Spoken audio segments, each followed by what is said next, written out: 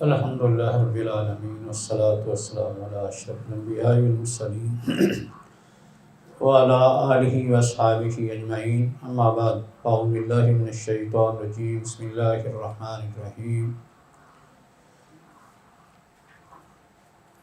لیکن رسول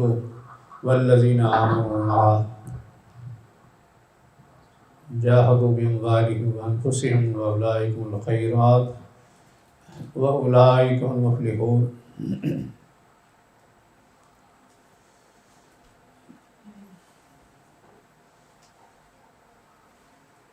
پیچھے ہم نے شریعت کے مقاصد، جنہیں ضروریات بھی کہا جاتا ہے، اور علماء نے انہیں مختلف انداز میں بیان کیا ہے۔ بعض نے 5 ضروریات یا بنیادی مقاصد قرار دیے ہیں، بعض نے کچھ اضافہ بھی کیا ہے۔ اس طرح حاجیات اور تحسینیات، ان سب کی اصل بنیاد قرآن و سنت ہے، یعنی قرآن اور حدیث دونوں سے ہی یہ مقاصد اخذ کیے گئے ہیں، یعنی دونوں پہلو قرآن حدیث سے ہی ہم نے بیان کیے کہ شریعت نے کس طرح ان کا تحفظ کیا ہے، ایسے احکام دیے ہیں جن سے ان کا تحفظ ہوتا ہے، یا ایسے کام سے منع کر دیا ہے جو ان کے لیے نقصان دہ ثابت ہوتے ہیں۔ مقاصد کو معلوم کرنے کے لیے اصل ذریعہ تو یہ کتاب و سنت ہے، باقی ذرائع وہ ان کی حیثیت وہ ایک یعنی اضافی ہے، یا اصل قرآن و حدیث سے استنباط یا مقاصد کو معلوم کرنے کا ایک وہ ذریعہ ہے۔ کسی وقت کوئی شخص خود محنت کر کے، اجتہاد کر کے، کوشش کر کے کوئی بات قرآن حدیث سے اخذ کر لیتا ہے، کسی وقت اسے خود معلوم نہیں ہوتی، کسی اور کی مدد کی ضرورت ہوتی ہے۔ تو مقاصد معلوم کرنے کے لیے جیسے یہ 2 بنیادی مصادر ہیں، اسی طرح دوسرے ذیلی مصادر بھی ہیں جو ان کے تابع ہیں، یعنی قرآن حدیث سے ہی ماخوذ ہیں۔ ان میں ایک صحابہ کرام رضوان المجمعین بھی ہیں، یعنی ان کے اقوال وغیرہ، ان سے بھی مقاصد معلوم ہوتے ہیں۔ یہ بھی ایک ذریعہ ہے، جیسے ہم نے ذکر کیا تھا نا، قرآن حدیث کو سمجھنے کے لیے، یعنی قرآن سے تفسیر، یا قرآن کی حدیث سے تفسیر، یا حدیث کی قرآن سے تفسیر، یا پھر اس کے بعد صحابہ کرام کی تفسیر معتبر ہے، یعنی اس کا درجہ صحابہ کرام کی یعنی تفسیر کا قرآن حدیث کی تفسیر کے بعد آتا ہے، کہ جس کی وہ تفسیر کرتے ہیں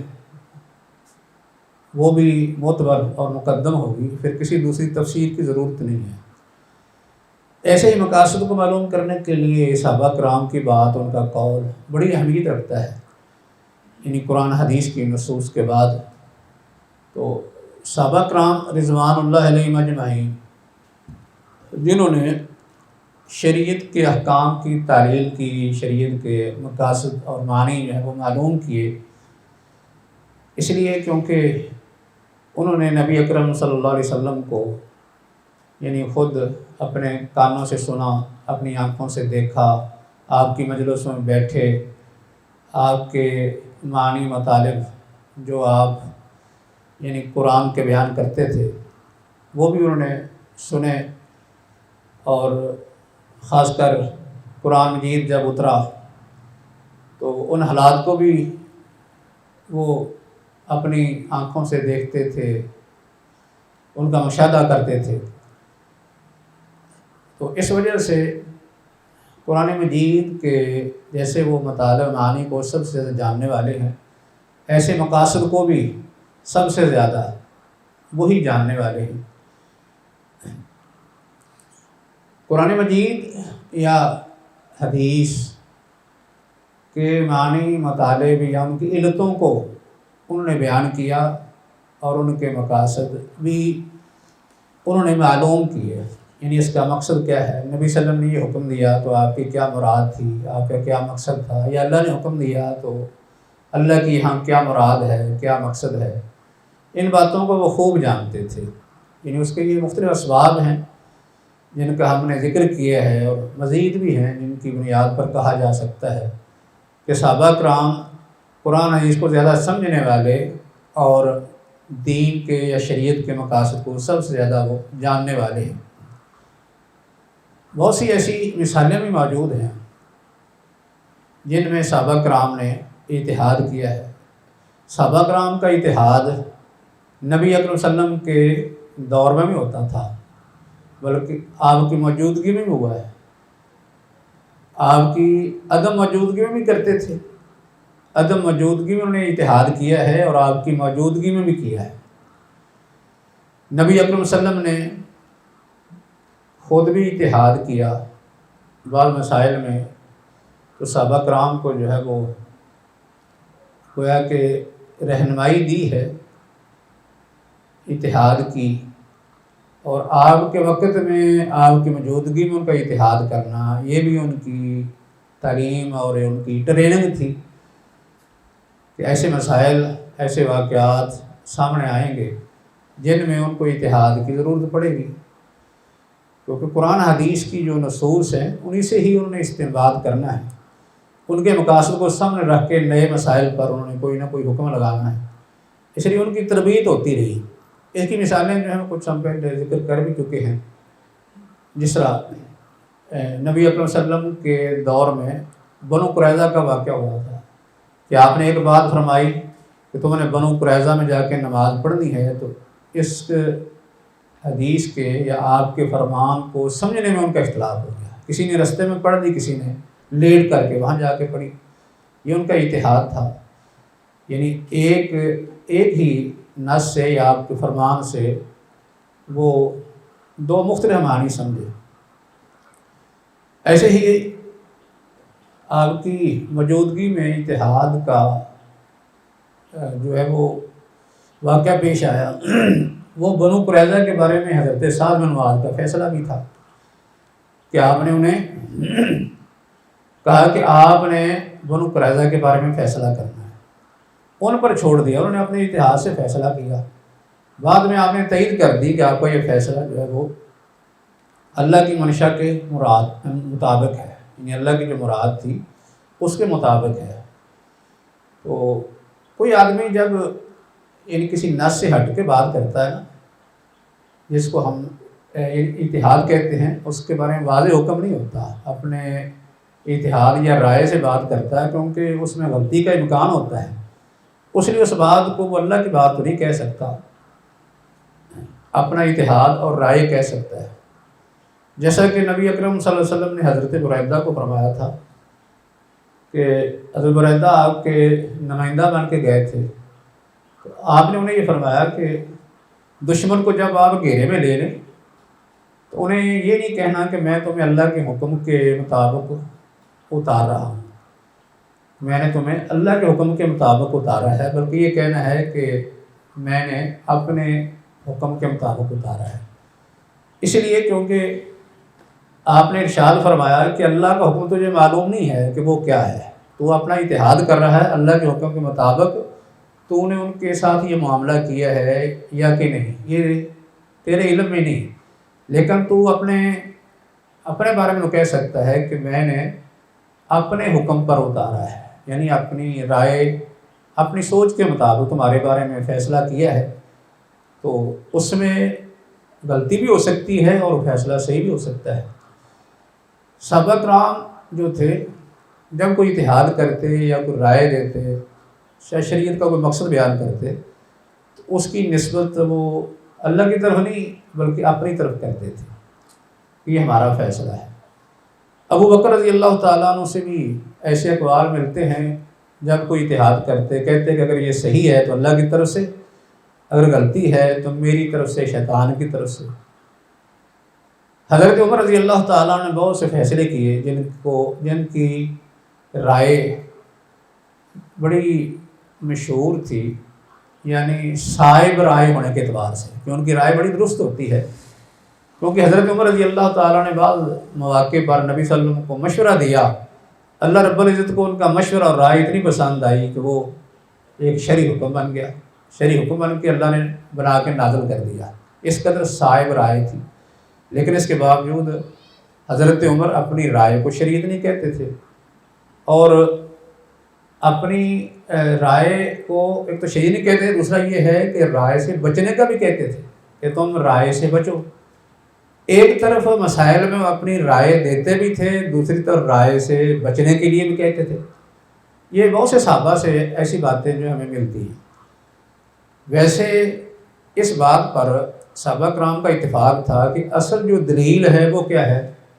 وہ تو قرآن ہے یا نبی صلی اللہ علیہ وسلم کا فرمان ہے، اس میں ان کا کوئی اختلاف نہیں تھا۔ یہ بات ہمیں کئی احادیث سے معلوم ہوتی ہے، جیسے امام بخاری نے یہ ایک واقعہ بھی ذکر کیا ہے کتاب البیوع کے اندر، کہ حضرت ابن عباس رضی اللہ تعالی عنہ نے حضرت اسامہ کے حوالے سے ایک حدیث بیان کی، کہا کہ نبی صلی اللہ علیہ وسلم کا یہ فرمان ہے لا ربا الا فی النسیۃ، کہ سود صرف ادھار میں ہوتا ہے، لا ربا الا فی النسیۃ۔ ابو سعید خدری رضی اللہ تعالیٰ نے حدیث بیان کی کہ الدینار بالدینار والدرہم بالدرہم، یہ یعنی ربا ہے، درہم کا درہم سے تبادلہ، دینار کا دینار سے تبادلہ ربا ہے، الا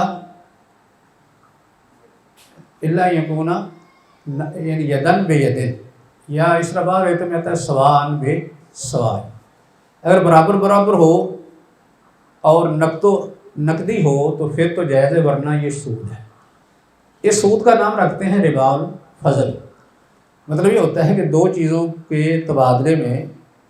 کوئی آدمی اضافہ دے دے یا اضافہ لے لے، یہ وقتی طور پر ہوتا ہے، وقتی طور پر اضافہ ہوتا ہے، اس کے بعد یہ معاملہ ختم ہو جاتا ہے۔ حضرت ابو سعید خدری رضی اللہ تعالیٰ نے یہ حدیث بیان کی تو انہیں کسی نے کہا کہ ابن عباس تو اس کے خلاف فتویٰ دیتے ہیں، وہ تو یہ رائے نہیں رکھتے، وہ کہتے ہیں کہ لا ربا الا فی النسیۃ، کہ ربا یہ جو سودا ہوتا ہے نا، یعنی نقد و نقدی، اس میں اضافہ ہو سکتا ہے، کم زیادہ کر کے ہم خرید و فروخت کر سکتے ہیں، اس میں مانت نہیں، صرف مانت اس میں ہے جس میں آدمی ایک طرف سے ادھار کرتا ہے، ادھار کرے تو پھر یعنی ایک ہی قسم کی ملتی جلتی چیزوں میں ادھار کرنے کی صورت میں سود بن جائے گا، ربا ہے یہ کرنا جائز نہیں۔ جیسا کہ ایک شخص جو ہے وہ گندم کا تبادلہ گندم سے کرے تو پھر بھی ایک طرف سے ادھار نہیں کر سکتا، اگر گندم کا تبادلہ وہ جو سے کرے تو پھر بھی نہیں کر سکتا، ادھار تو نہیں کر سکتا، لیکن نقد و نقدی کرے تو پھر اضافہ ہو سکتا ہے۔ تو یہاں اصل اس حدیث کو بیان کرنے کا مقصد یہ ہے کہ ابو سعید خدری رضی اللہ تعالیٰ نے جب ابن عباس کے حوالے سے یہ بات سنی کہ وہ یہ فتویٰ دیتے ہیں، انہوں نے جا کے ابن عباس سے پوچھا کہ حل سمعتہ من النبی صلی اللہ علیہ وسلم او وجدتہ فی کتاب اللہ، یہ بات تو انہیں نبی صلی اللہ علیہ وسلم سے سنی ہے یا اللہ کی کتاب میں پائی ہے؟ اس کا مطلب یہ ہے کہ ان کے نزدیک اصل دلیل کیا تھی، نبی صلی اللہ علیہ وسلم کا فرمان ہے یا قرآن ہے؟ انہوں نے کہا کہ یہ بات جو آپ نے کہی ہے یہ اللہ کی کتاب میں ہے یا آپ نے نبی صلی اللہ علیہ وسلم سے سنی ہے؟ ابن عباس رضی اللہ تعالیٰ عنہ نے آگے سے جواب دیا کل ذالک لا اقول، یہ بات میں یعنی اس میں سے کوئی بات میں نہیں کہتا، نہ میں نے خود نبی صلی اللہ علیہ وسلم سے اس کے بارے میں کوئی بات سنی ہے، نہ میں نے اللہ کی کتاب میں پائی ہے، مجھے تو اسامہ بن زید نے یہ بتایا ہے۔ مطلب یہ تھا کہ حضرت اسامہ نے مجھے روایت یہ بیان کی ہے، انہوں نے کہا ہے کہ نبی صلی اللہ علیہ وسلم کا یہ فرمان ہے لا ربا الا فی النسیۃ، کہ ربا صرف ادھار میں ہوتا ہے۔ تو اس میں یہ بات ثابت ہوئی کہ ان کے نزدیک، بلکہ ابن عباس نے کچھ اور بھی باتیں کہہ دی کہ انتم اعلم منی برسول، تم نبی صلی اللہ علیہ وسلم کے بارے میں مجھ سے زیادہ جانتے ہو، کیونکہ ابو سعید جو تھے وہ حضرت ابن عباس عمر میں بڑے تھے، تم جیسے اور صحابہ یعنی نبی صلی اللہ علیہ وسلم کی حدیثوں کو زیادہ جاننے والے ہیں، اس لیے میں نہیں کہتا یہ بات کہ میں نے نبی صلی اللہ علیہ وسلم سے سنا ہے یا اللہ کی کتاب میں پایا ہے، مجھے تو حضرت صاحب نے یہ حدیث بیان کی ہے۔ تو اصل مقصد کہنے کا یہ تھا کہ صحابہ کرام بھی اصل دلیل قرآن حدیث کو ہی سمجھتے تھے، قرآن حدیث کی نص کے مقابلے میں اپنی کوئی رائے وہ نہیں دیتے تھے، ان کا اپنا اجتہاد یا رائے اسی وقت ہی سامنے آتا ہے جب انہیں کوئی چیز یعنی نصاً قرآن حدیث میں نہیں ملتی۔ تو جیسے میں نے ذکر کیا کہ صحابہ کرام آپ کے وقت میں بھی اجتہاد کرتے رہے، آپ نے ان کی حوصلہ افزائی فرمائی، جس طرح کہ میں نے کچھ مثالیں دی ہیں کہ آپ کے وقت میں حضرت برائدہ کو آپ کا یہ کہنا، ایسے ہی حضرت معاذ کے بارے میں حدیث تو معروف ہے، اگرچہ سند کے اعتبار سے وہ ضعیف ہے لیکن واقعہ برحال معروف ہے، جس میں انہوں نے کہا تھا کہ کتاب و سنت میں کچھ چیز نہ ملے تو پھر میں اپنا اجتہاد کروں گا۔ تو یہ صحابہ کا آپ کے وقت میں اجتہاد ہے، اگرچہ آپ کی عدم موجودگی میں تھا۔ ایسے ہی یعنی ایک دفعہ صحابہ کرام ایک سفر میں تھے، پانی نہیں تھا، تو دونوں نے تیمم کر کے نماز پڑھ لی، بعد میں پانی مل گیا وقت کے اندر ہی، ایک نے وضو کیا نماز دوبارہ پڑھ لی، دوسرے نے نماز دہرائی نہیں، وہی نماز اپنے لیے کافی سمجھی۔ بعد میں جب نبی اکرم صلی اللہ علیہ وسلم کے سامنے یہ واقعہ پیش کیا گیا تو آپ نے، جس نے صرف تیمم کر کے نماز پڑھی تھی، نماز دہرائی نہیں تھی، اسے کہا کہ آپ نے تو ایک شرعی جو حکم ہے وہ پورا کر دیا ہے، مطلب یہ آپ کی نماز جو تیمم سے پڑھی گئی ہے وہی کفایت کر دی، دوبارہ پڑھنے کی ضرورت نہیں تھی۔ لیکن جس نے وضو کر کے دہرا لیا اور فرمایا کہ تجھے 2 اجر مل گیا۔ مقصد یہ ہے کہ صحابہ نے یہ آپ کی عدم موجودگی میں اجتہاد کیا ہے، بعد میں آپ کے سامنے پیش کر دیا، آپ نے اس کی اصلاح فرما دی، اس لیے صحابہ کرام اجتہاد آپ کے وقت میں کرتے رہے۔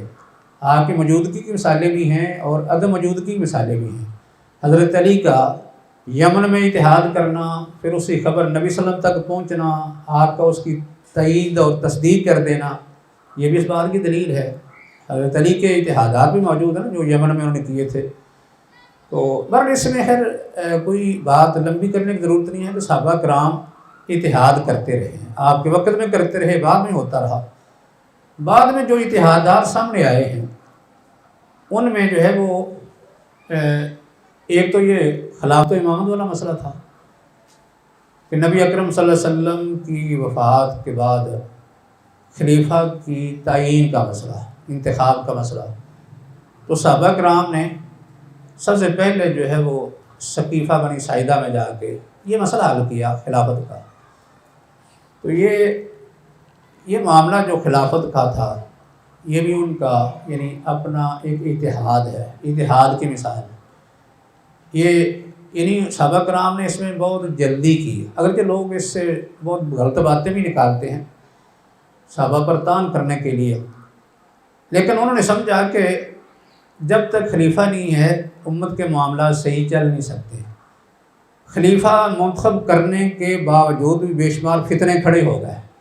لوگ جو ہے وہ کئی مرتد ہو گئے، کئی لوگوں نے نبوت کے جھوٹے دعوے کر دیے، کئی لوگوں نے زکوٰۃ کا انکار کر دیا، اس طرح کے فتنے تو تھے یہ خلیفہ مقرر کرنے کے باوجود۔ لیکن اگر خلیفہ ہی نہ ہوتا تو پھر انتشار اور بڑھ جاتا، اس لیے اس معاملے کو انہوں نے جلدی سنبھالا ہے۔ پھر حضرت ابو بکر رضی اللہ تعالیٰ عنہ نے قرآن مجید کو جمع کروایا، یعنی مطلب ایک مصحف میں جو ہے وہ ترتیب دیا۔ ایسے ہی حضرت ابو بکر رضی اللہ تعالیٰ عنہ نے ایک اتحاد یہ بھی کیا کہ جب وہ لوگوں کو کچھ مال تقسیم کرتے نا، عطیہ دیتے، وہ کہتے سب کو میں برابری دوں گا، کسی نے اسلام کے اندر خدمت زیادہ سر انجام دی یا کم دی ہم اس کو نہیں دیکھیں گے، اس لیے کیونکہ یہ دنیا کا مال ہے، یہ جو اسلام کے اندر سبقت یا خدمت کا اجر ہے اس کا تعلق آخرت سے ہے، آخرت میں اللہ نے اجر دینا ہے، دنیا میں جو انہوں نے کام کیا یہ اللہ کی رضا کے لیے کیا ہے، اس لیے دنیا کے اندر جب ہم لوگوں میں مال تقسیم کریں گے تو سب کو برابر دیں گے۔ انہوں نے یہ اتحاد کیا۔ حضرت عمر رضی اللہ تعالیٰ عنہ کی رائے کیا تھی انہوں نے کہا کہ آپ یہ کیسے لوگوں کو برابر کر سکتے ہیں؟ ایک آدمی جو ہے وہ بہت پہلے مسلمان ہوا، اسلام کے اندر اس کی بڑی خدمات ہیں، ایک آدمی بعد میں مسلمان ہوتا ہے، تو آپ عطیہ میں سب کو برابر کیسے کر سکتے ہیں؟ یعنی ان کا مقصد یہ تھا کہ وہ لوگ جو اسلام میں سبق کرنے والے ہیں یا اسلام کے اندر زیادہ خدمات پیش کرنے والے ہیں، ان کو عطیات دیتے وقت بھی مقدم رکھا جائے، یعنی ایک ترغیب یہ تھی، یعنی ان کو فضیلت دی جائے، ان کو ترجیح دی جائے، ان کو مقدم رکھا جائے۔ جیسے انہوں نے اسلام کے اندر سبقت کی ہے دوسرے لوگوں سے پہلے اور خدمات زیادہ پیش کی ہیں، تو عطیات بھی زیادہ دینے چاہیے۔ یہ مسئلے ان کے اپنے اتحاد پر مبنی تھے۔ حضرت ابو بکر کی ایک رائے تھی، انہوں نے سب کو برابر کر دیا۔ حضرت عمر کی رائے بنی، انہوں نے اس میں فرق کیا جائے گا۔ حضرت عمر رضی اللہ تعالیٰ عنہ کی طرف خاص کر اتحادی مسائل جو ہیں وہ کافی منسوب ہیں، بلکہ عملی طور پر انہوں نے اتحاد کیا بھی ہے۔ اصل میں ایک اتحاد وہ ہے جو عمومی دلائل کو سامنے رکھ کے کیا جاتا ہے، اس میں تو کوئی حرج نہیں، کیونکہ کسی ناص کو ٹکراؤ پیدا نہیں ہوتا۔ جیسے جی حضرت ابو بکر رضی اللہ تعالیٰ عنہ نے قرآن جمع کر دیا، وہ کہتا ہے ایک مصحف میں جمع کیا نا، تو ایک مصحف میں جمع کس لیے کیا ہے؟ کون سی ناص ٹکراؤ پیدا ہوتا ہے؟ اصل میں یہ بات میں اس لیے کر رہا ہوں کہ کچھ لوگوں نے ایسے کیا ہے کہ انہوں نے کہا کہ صحابہ کرام نے جو شریعت کے مقاصد کو سب سے زیادہ سمجھنے والے تھے، انہوں نے مقاصد کی روشنی میں شرعی احکام کے اندر تبدیلی کر دی ہے۔ مطلب یہ ہے کہ حالات کے مطابق حکم کو تبدیل کر دیا ہے۔ وہ حکم بھی ایسا کہ جو نص میں موجود تھا پہلے، انہوں نے بعد میں اس کے برعکس کوئی فیصلہ دے دیا ہے، یعنی حالات و زمان کو دیکھ کر تبدیلی کر دی حکم کی۔ تو کیا صحابہ کرام کے اتحاد کے اندر ایسی بات بھی موجود ہے کہ انہوں نے شریعت کے مقاصد کو سامنے رکھتے ہوئے حالات اور زمانوں کے تقاضوں کے مطابق اصل حکم میں تبدیلی کر دی ہو؟ اس میں جو ہے وہ یعنی دو قسم کے اتحادات صحابہ کے سامنے آتے ہیں۔ ایک تو اتحادات یعنی وہ ہیں جو عمومی دلائل کو سامنے رکھ کے کیے گئے ہیں، اس میں کسی خاص نص کی مخالفت نہیں یعنی ظاہر ہوتی۔ جیسے یہ جمع قرآن کا مسئلہ ہے، قرآن کو جمع جو کیا گیا ہے اس کا مقصد یہ تھا کہ قرآن کو محفوظ کیا جائے۔ قرآن کو محفوظ کرنا یہ شریعت کے اندر ایک مطلوب ہے۔ اللہ نے قرآن میں کہا اِنَّ عَلَيْنَا جَمْعَهُ وَقُرْآنَهُ، ہماری ذمہ داری ہے قرآن کو جمع کرنا۔ جمع سے کیا مراد ہے؟ ایک تو اس کو ہے سینوں میں جمع کرنا، دوسرا کتابت میں بھی جمع کرنا، کیونکہ دونوں طریقوں سے اس کی حفاظت ہوتی ہے نا۔ اور یہ دو طریقے جو ہیں وہ صحابہ کرام نے استعمال کیے ہیں، دونوں طریقوں سے محفوظ ہے۔ صحابہ کرام نے قرآن کو یاد بھی کیا ہے، کسی نے تھوڑا یاد کیا ہے، کسی نے زیادہ کیا ہے، اور بعض نے مکمل بھی یاد کیا ہے۔ جیسے یہ بئر معونہ والا واقعہ پیش آیا تو اس میں کتنے صحابہ شہید ہوئے تھے؟ یعنی 70 صحابہ شہید ہوئے اور 70 کے 70 قرآن کے حافظ تھے۔ صحابہ کرام نے قرآن کو اپنے سینوں محفوظ کیا ہوا تھا۔ تو اس پر جو ہے وہ پھر حضرت ابو بکر رضی اللہ تعالیٰ عنہ نے یہ فیصلہ کیا کہ اگر اس طرح حفاظ اور قراء شہید ہوتے رہے تو قرآن محفوظ نہیں رہ سکے گا، اس لیے قرآن کو باقاعدہ یعنی کتابی شکل میں جمع کر دیا جائے۔ تو صحابہ کرام نے بھی اس کی تائید کی۔ پہلے تو حضرت عمر نے کہا کہ آپ یہ کام ایسا کرنے لگے ہیں کہ نبی صلی اللہ علیہ وسلم نے نہیں کیا، لیکن بعد میں انہیں بھی اطمینان حاصل ہو گیا کہ واقعی ضرورت ہے، یہ قرآن کو اس طرح جمع کرنا چاہیے۔ تو اب قرآن کو جمع کرنا جو ہے وہ کیا کسی نص کے خلاف ہے؟ ایسا اتحاد ہے یا ایسا ایک مقصد ہے کہ جو شریعت کے مقاصد کے ساتھ ٹکراؤ پیدا کر رہا ہے اس میں؟ کیونکہ نبی اکرم صلی اللہ علیہ وسلم کے وقت میں صحابہ کرام نے قرآن کو یاد بھی کیا ہے اور لکھا بھی ہے۔ صحابہ کرام لکھتے نہیں تھے، لکھتے تھے نا، لیکن ان کا لکھنے کا انداز کیا تھا؟ کسی نے مثلا کوئی صورت لکھ لی، کوئی عہد لکھ لی، کسی نے کوئی زیادہ آیات لکھ لی، زیادہ صورت لکھ لی، الگ الگ لکھا ہوا تو موجود تھا۔ تو حضرت ابو بکر نے نیا کام کیا کیا؟ اس کو ایک کتابی شکل دی، ایک ہی جگہ جمع کر لیا جائے، بجائے اس کے کہ یہ الگ الگ لوگ کیا لکھا ہوا ہو، الگ الگ جو حصوں میں یا ٹکڑوں میں لکھا ہوا ہے اس کے ضائع ہونے کا بھی خطرہ ہے۔ لیکن اگر ایک مصحف میں سارا جمع ہو جائے گا، اس کی حفاظت ہو جائے گی، تو قرآن کی حفاظت اگر یہ اصل میں دین کی حفاظت ہے، اس کے پیش نظر انہوں نے جو ہے وہ قرآن کو محفوظ کر لیا۔ اس طرح جو ہے وہ یہ کوئی ایسا اتحاد یا ایسا کوئی مقصد نہیں تھا جو قرآن حدیث سے کوئی ٹکراؤ پیدا کرتا ہے۔ قرآن حدیث کی روشنی میں ہم نے یہ بات بیان کی ہے کہ دین کی حفاظت یہ شریعت کا بہت بڑا ایک مقصد ہے، تو قرآن کی حفاظت یہ بھی دین کی حفاظت کا ایک بہت بڑا ذریعہ ہے کہ اللہ نے اس قرآن کو محفوظ رکھنا ہے تو اس کی حفاظت بندوں کے ذریعے سے کروانی ہے۔ بندے اللہ کے جو لوگ ہیں یعنی مکلف بندے، شریعت کے مخاطب لوگ، انہوں نے اس کو سینوں میں محفوظ رکھنا ہے اور کتابی شکل میں محفوظ رہے گا اور عملی طور پہ سدا چلتا رہا ہے۔ تو اس طرح کے اتحادات جو ہیں وہ ہمارے سامنے صحابہ کرام کے آتے ہیں۔ حضرت ابو بکر کے کچھ اتحادات، اسی طرح حضرت عمر رضی اللہ تعالیٰ عنہ کے، ان میں حضرت عمر نے جو اتحادات کیے ہیں اس کی مثالیں کچھ ہم نے پہلے پڑھی ہوئی ہیں۔ ان میں مسئلہ ایک یہ تھا نا کہ نصر بن حجاج کو انہوں نے مدینہ سے جلا وطن کر دیا، جن کی وجہ سے مدینہ میں عورتیں جو ہیں وہ فتنے میں پڑ رہی تھیں، بصرہ کی طرف ان کو منتقل کر دیا۔ یہ یعنی نسل اور عزت کی حفاظت کے لیے انہوں نے ایسا کیا تھا۔ اس طرح جو ہے وہ حضرت عمر رضی اللہ تعالیٰ عنہ کے اور بھی کچھ اتحادات ہیں جو انہوں نے مصلحت کو سامنے رکھ کے، مقصد کو اشارے کے مقصد کو سامنے رکھ کے انہوں نے فیصلے دیے۔ ان فیصلوں میں سے حضرت عمر رضی اللہ تعالیٰ عنہ کا ایک فیصلہ یہ تھا کہ عراق کی جو زمینیں ہیں وہ انہوں نے لوگوں کے درمیان یا مجاہدین کے درمیان تقسیم نہیں کی، بلکہ وہاں گئے ہیں تقسیم کے لیے تو ان کو مشورہ دیا، حضرت معاذ تھے، انہوں نے مشورہ دیا کہ اس طرح اگر زمینیں تقسیم ہوتی رہیں تو یہ تو چند لوگوں کے ہاتھوں میں چلی جائیں گی، باقی مسلمان جو ہیں بیچارے جو بعد میں آنے والے ہیں ان کے لیے تو کچھ نہیں رہے گا۔ اس طرح یعنی جو زمینیں جنگ میں مال غنیمت کے طور پر ملتی ہیں، اگر ان کو تقسیم کیا گیا تو یہ چند لوگوں کے ہاتھوں میں چلی جائیں گی، کیونکہ ان مجاہدین کو ملیں گی بعد میں ان کی اولادوں میں چلی جائیں گی، تو باقی لوگ یہ تو محروم ہو جائیں گے۔ حضرت عمر رضی اللہ تعالیٰ عنہ نے پھر صحابہ کے مشورے سے یہ فیصلہ دیا کہ یہ زمین تقسیم نہیں ہوگی، بلکہ یہ زمین جو تھی وہ بیت المال میں ہی، یعنی بیت المال کی نگرانی میں رہے گی۔ مطلب یہ ہے کہ جو حاکم ہے وہی اپنی ثوابدید سے اس کی تقسیم کرے گا یا مسلمانوں کی ضروریات کے لیے اس کو استعمال کرے گا،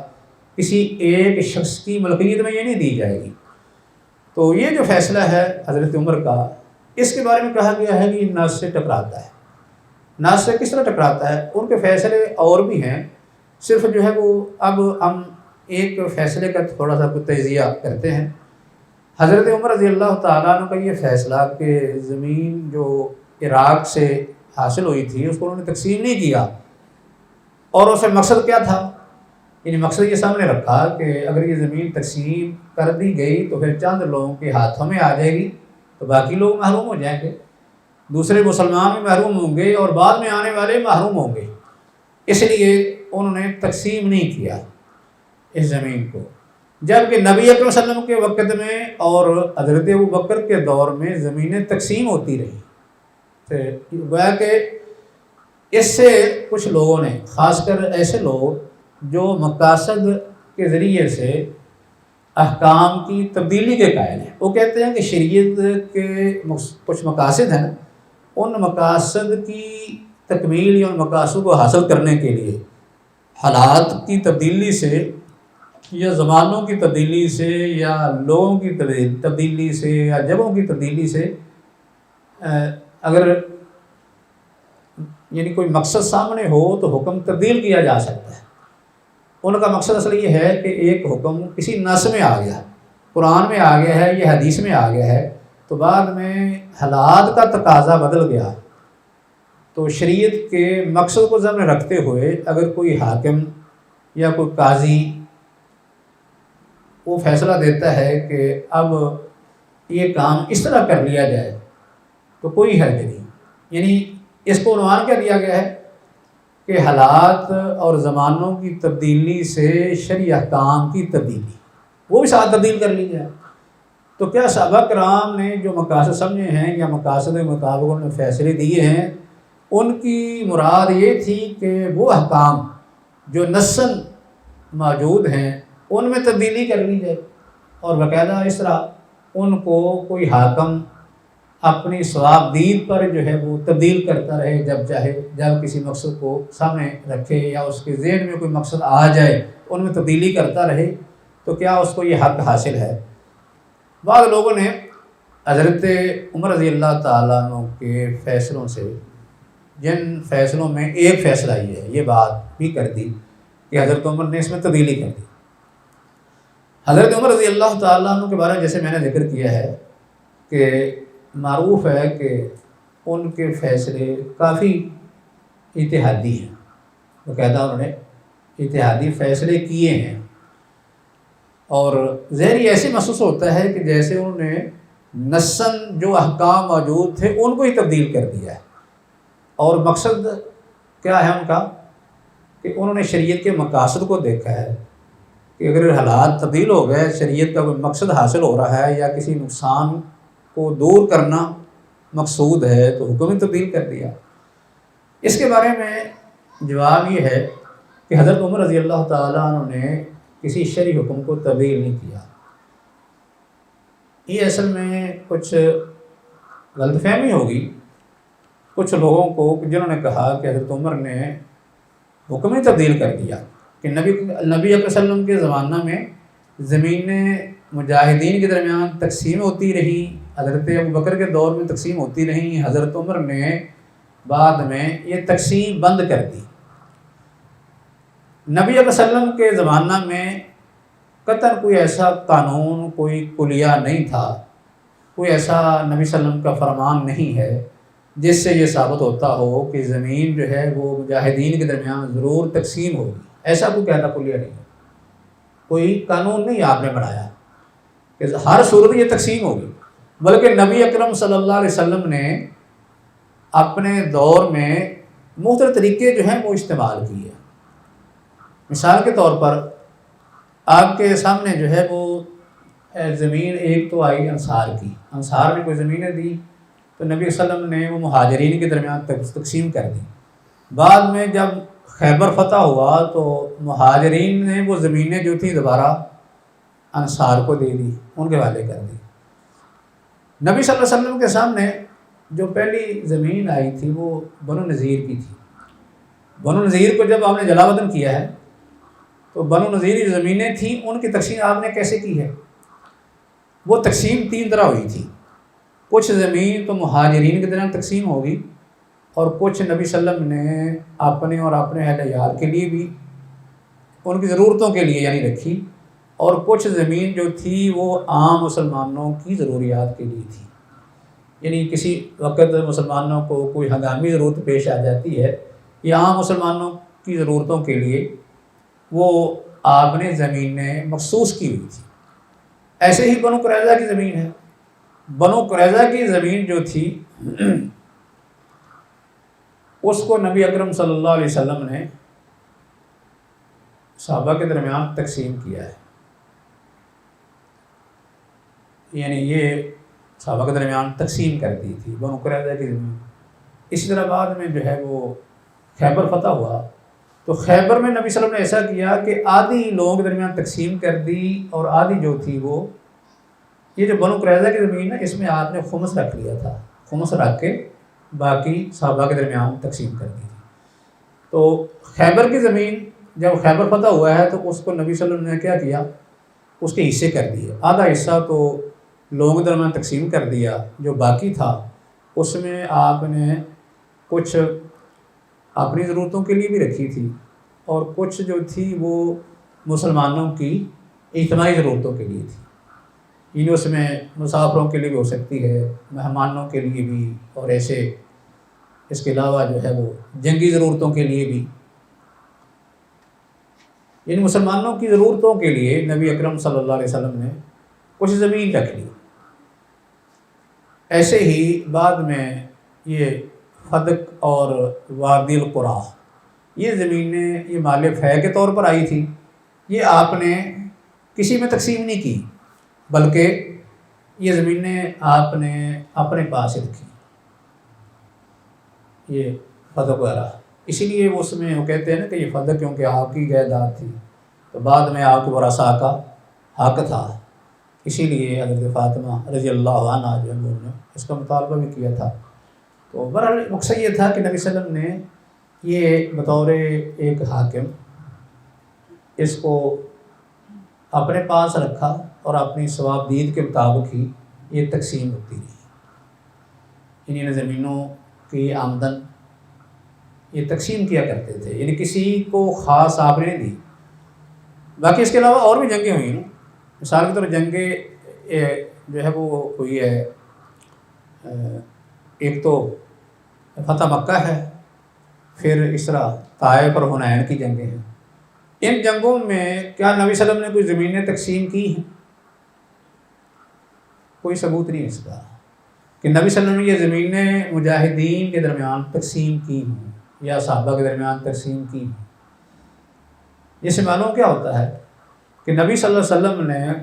یعنی مختلف حالات میں، مختلف جنگوں میں مختلف طرز عمل اختیار کیا ہے۔ کسی جگہ تقسیم کر دی، کسی جگہ تقسیم آپ نے نہیں کی، یا کسی جگہ ایسے کیا کہ کچھ تقسیم کر دی، کچھ تقسیم نہیں کی، اور اس میں نبی صلی اللہ علیہ وسلم نے کچھ اپنے لیے بھی رکھی تاکہ اس سے اپنی ضرورتیں پوری کریں اپنی اہل و عیال کی، اور کچھ جو ہیں وہ دوسروں کی ضرورتیں بھی پوری ہوتی رہیں، جن میں عام مسلمانوں کی ضرورتیں بھی ہیں، مسافروں کی، مہمانوں کی، جنگی ضرورتیں، کسی وقت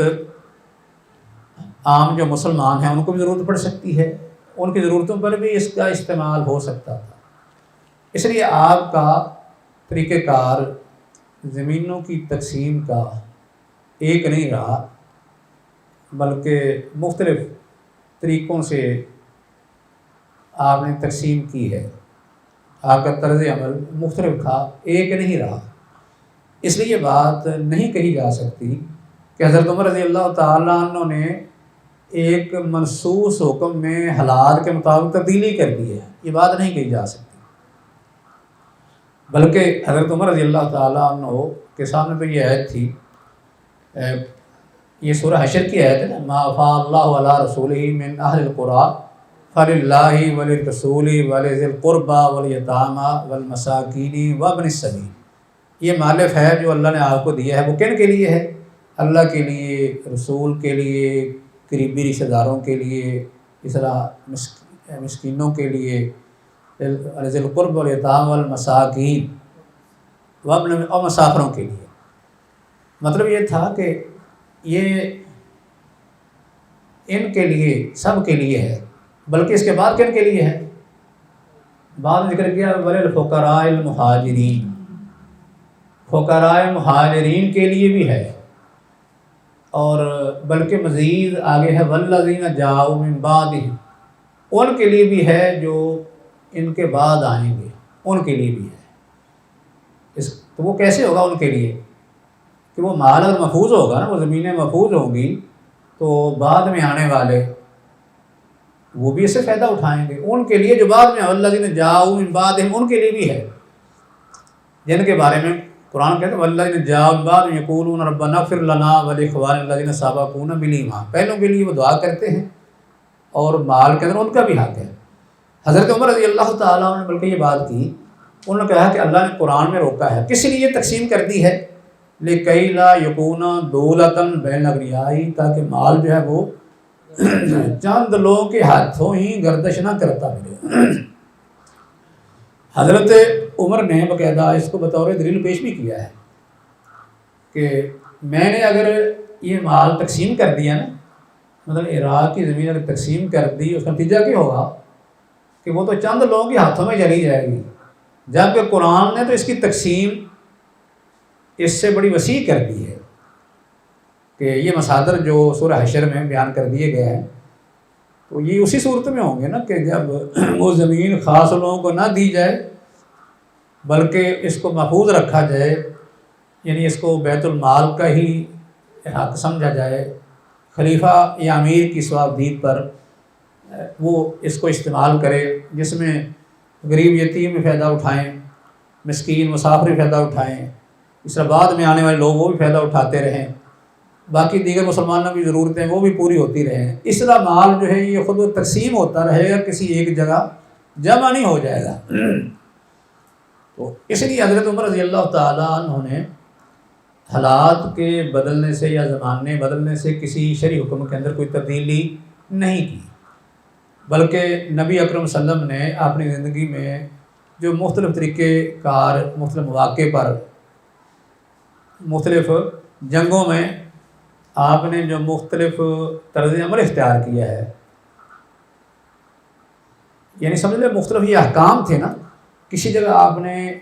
کوئی حکم دے دیا، کسی جگہ کوئی حکم دے دیا، تو حضرت عمر نے کیا کیا؟ ان احکام میں سے اپنے دور میں ایک حکم پر عمل کر لیا ہے، وہ یہ ہے کہ ہم اس کو تقسیم نہیں کریں گے، کوئی حکم اصل منصوص اور انہیں حالات کے تقاضے کے مطابق تبدیل نہیں کیا۔ تو مزید جو ہے وہ آگے اس کی کوئی مثالیں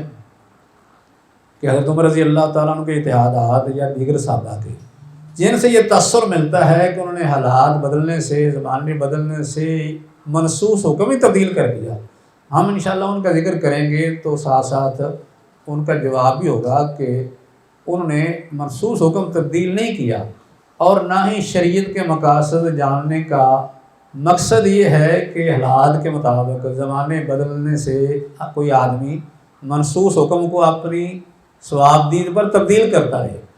اگر اس طرح تبدیلی کی اجازت ہم دے دیں گے تو اصل دین تو رہے گا نہیں، اس کا حال تو وہی ہو جائے گا جو اہل کتاب کے دین کا ہوا ہے۔